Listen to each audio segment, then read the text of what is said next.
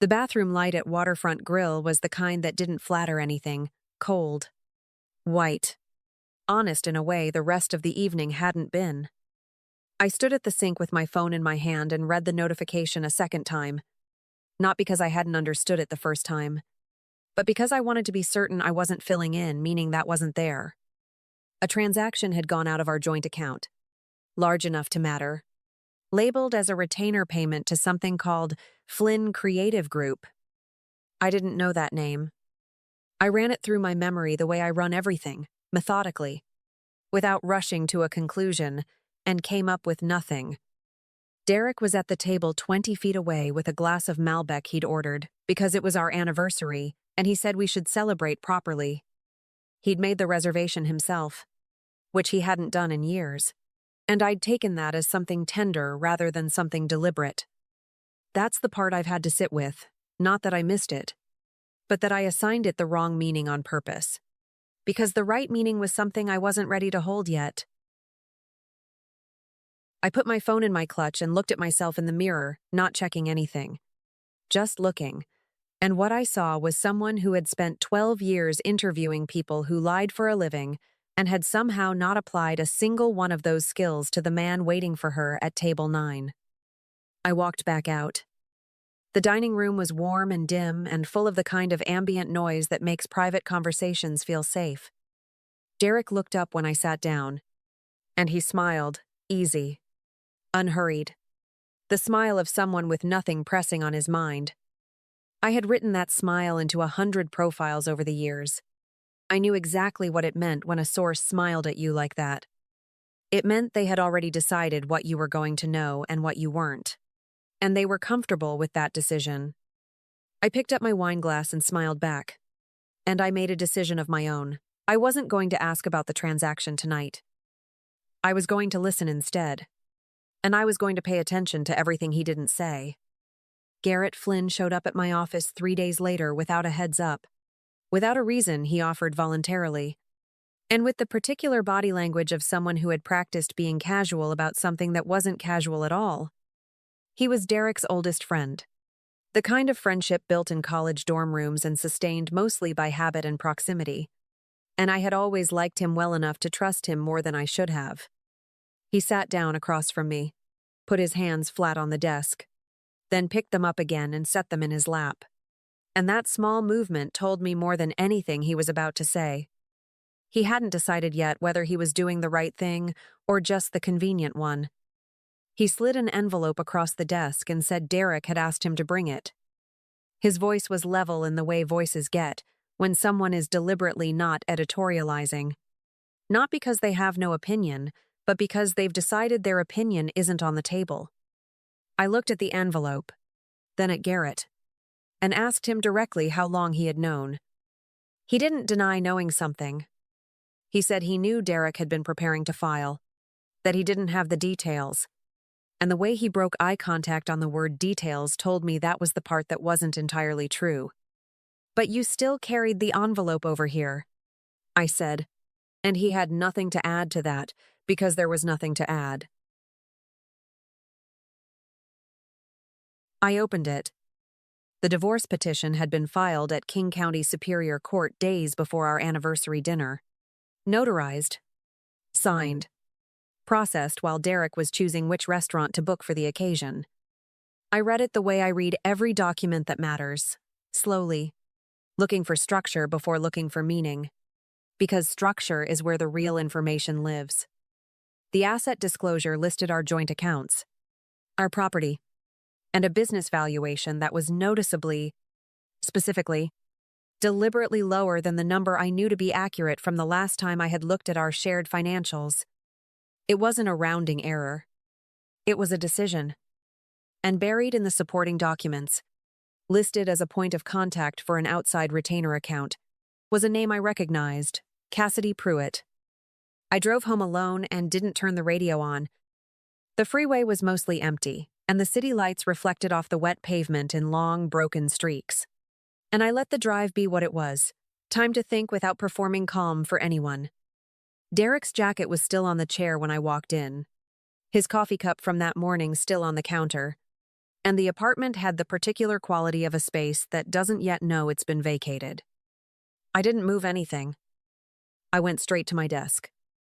I typed Flynn Creative Group into the Washington Secretary of State Business Registry and got nothing back. I tried 2 variations of the name and got nothing again. Then I typed in Cassidy Pruitt, which I had held in the back of my mind for 6 weeks without saying out loud.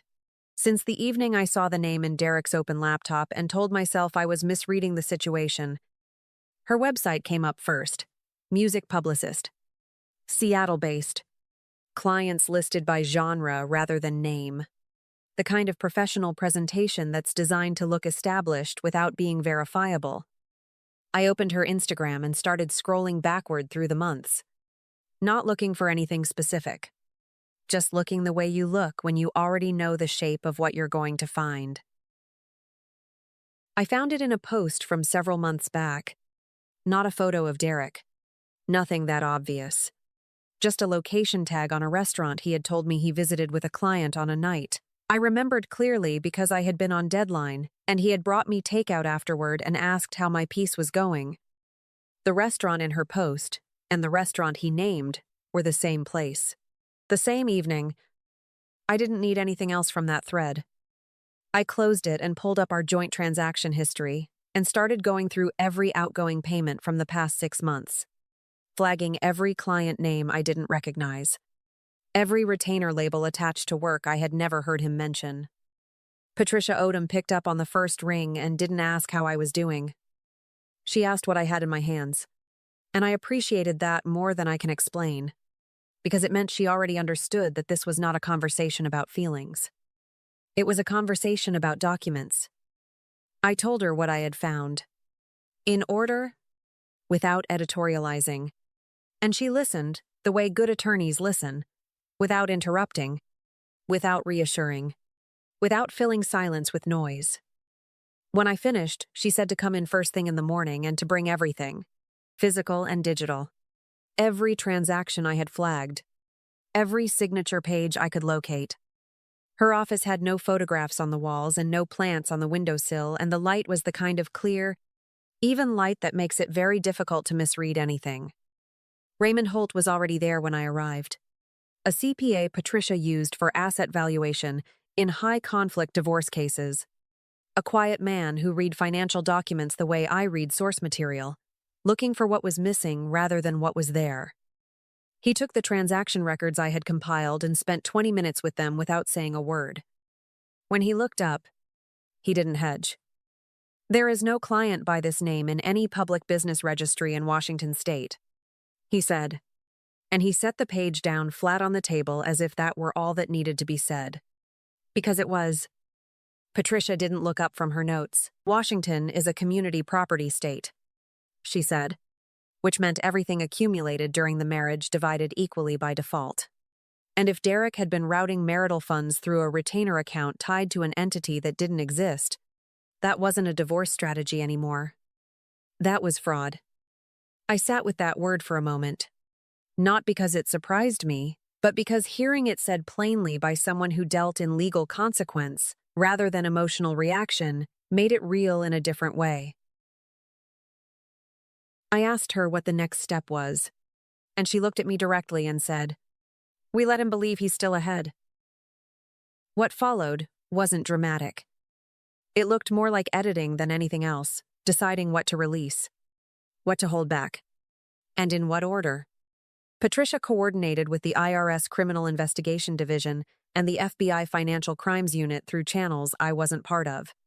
And Raymond finalized his valuation report with the kind of specificity that leaves no room for alternative interpretation. My job, the only thing Patricia asked me to do on my end, was to reach out to Garrett. Not to confront him, not to extract anything from him, just to make sure a particular idea reached Derek through the most natural route available, which was the same route Derek had used to reach me, his oldest friend, who had already proven he would carry a message without asking too many questions about it. I sent Garrett a text that was 8 words longer than it needed to be and not 1 word more. I want to resolve this quickly and cleanly. I wrote, And then I added that there were assets Derek hadn't accounted for, that I was open to keeping certain things out of the formal proceedings if everything was handled correctly, and that I wasn't going to put any of that in writing. I didn't explain. I didn't follow up. I set my phone face down on the desk and went back to work on a piece I was editing, because the most convincing thing I could do at that moment was nothing. Garrett forwarded it. I knew he would because Garrett's primary instinct in any uncomfortable situation was to push the discomfort towards someone else and step back, which was exactly what he had done when he walked into my office with that envelope, and exactly what he did now. Derek responded in under 2 hours, faster than he had replied to anything I sent him in the previous 6 months. That speed told me everything Patricia had predicted it would. He still believed there was something to gain, and the possibility that I was holding it made waiting feel like a cost he wasn't willing to absorb. The meeting was set for Patricia's office. Derek suggested somewhere more neutral. Patricia declined without offering a reason, and he accepted anyway. Derek walked into Patricia's conference room, wearing a suit he reserved for important client meetings. And I noticed that immediately because I had spent 5 years watching him get dressed for work, and I knew exactly what that particular shade of navy meant to him. He scanned the room the way attorneys scan rooms, taking inventory without appearing to, registering Patricia, registering Raymond, registering the documents already arranged on the table, and then settling on me with a slight nod that said he thought he understood what kind of meeting this was going to be. He was wrong, but he didn't know that yet. And his not knowing it was the only thing that mattered in the next 30 minutes. Patricia opened with procedure, laying out the purpose of the meeting in the kind of measured, bilateral language that gives both sides the temporary impression of equal footing. Derek nodded along to each point, with the ease of someone who had run negotiations in rooms like this for years and believed the home advantage was his by default. When Patricia asked him to walk through the asset disclosure, he produced his version of it without hesitation, thorough in its presentation, precise in its incompleteness. Raymond set his valuation report on the table and said, without preamble, that the numbers Derek had declared diverged significantly from what the transaction record supported, specifically the retainer payments routed to a business entity that did not appear in any state registry. Derek's response came without a pause. Those are legitimate client fees, he said. Fully documented. Entirely within legal parameters.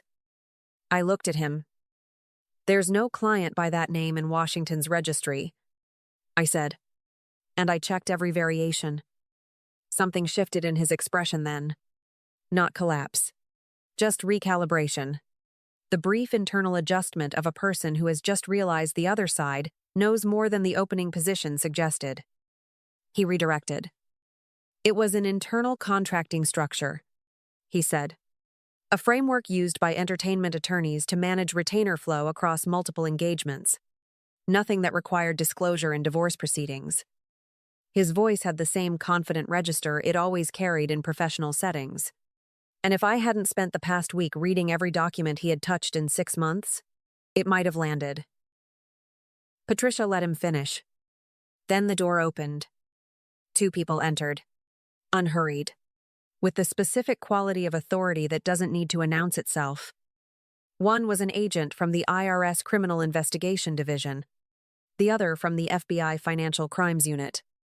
They introduced themselves by name and credential, presented documentation outlining the scope of the inquiry, and spoke in the procedural language of people who have done this enough times to know that precision matters more than volume. Derek turned to look at me, and for the first time since he had walked in, the ease was gone. You didn't have to do this, he said, and the sentence had the texture of something he believed, which made it the most honest thing he had said in that room all afternoon. You're right, I told him. I didn't have to, but you made choices that had consequences, and this is one of them. He held my gaze for a moment, and I could see him searching for the version of this situation where he still had a move to make, still had leverage, still had some piece of the board that hadn't been taken.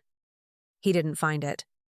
The agents asked him to step into the hallway for a preliminary interview, and he stood, straightened his jacket out of habit, and walked out. The door closed behind him with no drama, no punctuation, just the quiet sound of something ending. I looked out the window at Seattle below, gray and steady and entirely indifferent. And I felt something I hadn't felt since the night I sat alone with my laptop and a list of transactions I didn't recognize. Not relief, exactly. Something quieter than that.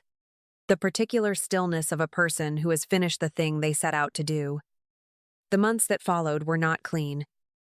There is a version of this story where the hard part ends when the door closes. And I want to be honest with you, that version isn't real. What came after Patricia's conference room was paperwork and interviews, and the specific exhaustion of having to explain, in precise detail, every transaction you didn't authorize, and every document you signed without reading closely enough. I sat across from investigators more than once, and walked them through decisions I had made inside a marriage I believed was functioning in good faith. And the feeling wasn't shame. Exactly. It was the more complicated weight of someone who understood. In retrospect, exactly where she had chosen not to look. Derek was charged with wire fraud at the federal level. The Washington State Bar Association opened a parallel disciplinary proceeding, and he suspended his own license before they moved to revoke it. A calculated step his attorney recommended to demonstrate cooperation, though it changed very little about the outcome. What it meant practically was that the career he had spent 15 years building in entertainment law was over. Not with a verdict, but with a form filed quietly on a Tuesday. Which is how most things actually end. Cassidy Pruitt was contacted by federal investigators based on the email correspondence and payment records that Raymond had traced through the transaction history. And she cooperated within the week. She gave them what they needed. And in exchange, she avoided the full weight of a conspiracy charge. Though not the professional fallout that followed when the story moved through Seattle's music industry, the way stories move through small professional communities, quickly, selectively, and with lasting consequence. Garrett Flynn was never charged with anything. He had known, had carried the envelope, had passed along my message without asking questions he didn't want answered. And the law had no clean category for that particular kind of participation. But Seattle's creative and professional world is not large, and within a year of the investigation becoming public record, 2 of his firm's significant clients had quietly moved to other architects. He didn't lose everything. He lost enough to understand that choosing not to act is still a choice. And choices have a way of becoming part of your record whether or not they appear in any official filing. Diane Caldwell sent me a text message some months after the proceedings concluded. She wrote that she hadn't known the full extent of what Derek had planned, that she was sorry, and that she hoped I was doing well. I read it on a Wednesday morning with my coffee, and I sat with it for a while. Not to decide whether it was true, but because some things deserve a moment of consideration before you close the door on them. Then I locked my phone and set it face down and went back to the piece I was editing, because there was genuinely nothing left to say. The court divided our marital assets according to Washington's community property statute and Raymond's valuation, not according to the structure Derek had spent months assembling. I didn't recover everything. Nobody does. But I recovered enough to not begin from zero. And more importantly, I recovered the thing he had been most counting on taking from me without my noticing, my name on my own financial life. I moved to Portland in the spring, not to disappear, but because I wanted a different pace and a different skyline, and the particular freedom of a city that didn't hold 5 years of shared geography. I found a position at a smaller publication that covered state policy and local accountability journalism, work that reminded me why I had gone into this field in the first place. Some months after settling in, I was asked to speak at a financial literacy workshop for women navigating divorce or separation. A practical session about understanding joint assets and knowing what questions to ask before a crisis makes the asking urgent. I said yes without hesitating. I stood in front of a room of women of different ages and different circumstances, and I told them what had happened to me. Not every detail, not every name, but enough that the shape of it was clear and recognizable. Near the end, a woman in the middle row raised her hand and asked whether I had any regrets. I thought about it the way I try to think about everything worth thinking about, honestly, without performing the answer. I regret signing documents I didn't read, I told her. Not because I should have suspected him, but because they were my documents, and my name, and my life, and I owed it to myself to understand what I was putting my signature on. She nodded and wrote something down, and I understood from the way she did it that she wasn't writing down my words. She was writing down something she had recognized in them. If this story stayed with you, I hope it's because some part of it felt true to something you already knew. There is a piece of my own life in it, and sharing it is not something I do lightly. If it reached someone who needed to hear it today, please pass it on. And if you have found your own quiet and your own peace, I am genuinely glad you are here.